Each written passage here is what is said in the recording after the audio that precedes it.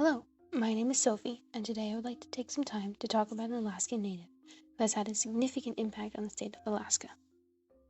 This person is none other than Elizabeth Peratrovich. I chose her for her admirable strength in the face of the historical struggles for rights, both as an Alaskan Native and as a woman. Before I go into detail about why she was such a remarkable woman, I would like to give you some background information about her. Elizabeth was born on July 4th, 1911 in Petersburg, Alaska.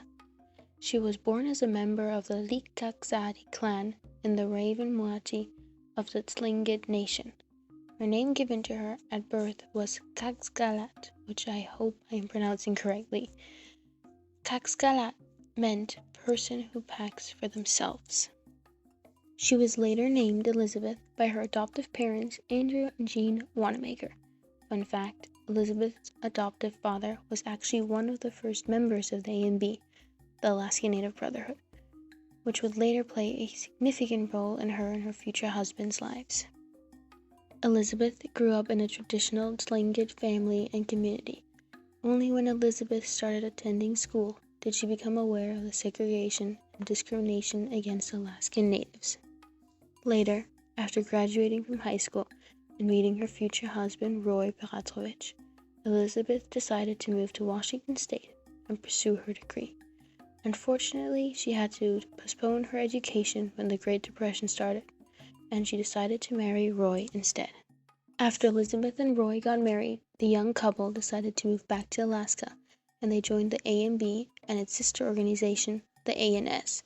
During the next following years, they devoted their lives to the ANB and ANS, and in 1941, the couple decided to move to Juneau in the hopes of having a better chance in fighting for the rights of Alaskan Natives.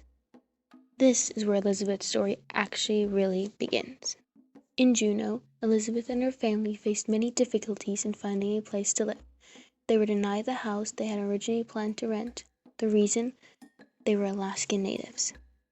Segregation and discrimination against Alaskan Natives was everywhere. It was not uncommon for businesses and restaurants to have signs stating "No natives allowed" or "No dogs and no natives permitted." Nevertheless, Elizabeth and Roy faced these challenges head-on, and they would later become one of the first families to live in a non-native neighborhood, and Elizabeth's son, Roy Jr., was one of the first Alaskan Native children to attend a non-native school. In 1941, Elizabeth and Roy drafted a bill forbidding the discrimination towards Alaskan Natives, and they sent it to the governor of the state, Ernest Gruening. However, this bill was sadly never passed in the state Senate.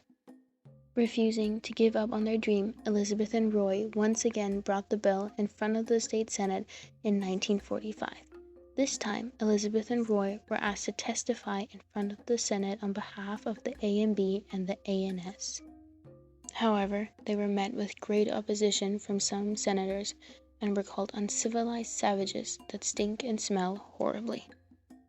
In response to these comments, mainly made by Senator Aline Shattuck, Elizabeth responded, "I would not have expected that I, who are barely out of savagery, would have to remind gentlemen with 5,000 years of recorded civilization behind them of our Bill of Rights." She then continued to talk about her beliefs and why she was standing here in front of them today. Her entire speech was improvised as she was speaking to the Senate, which made her speech even more powerful. The Senate later voted 11-5 in favor, and the bill forbidding discrimination against Alaskan Natives was passed.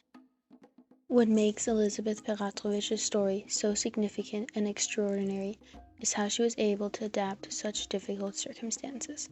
And no matter what challenges she had to face, she faced them head-on and didn't shy away from any of them.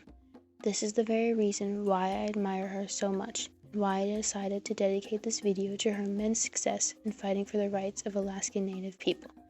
Let us remember her for the extraordinary woman she was.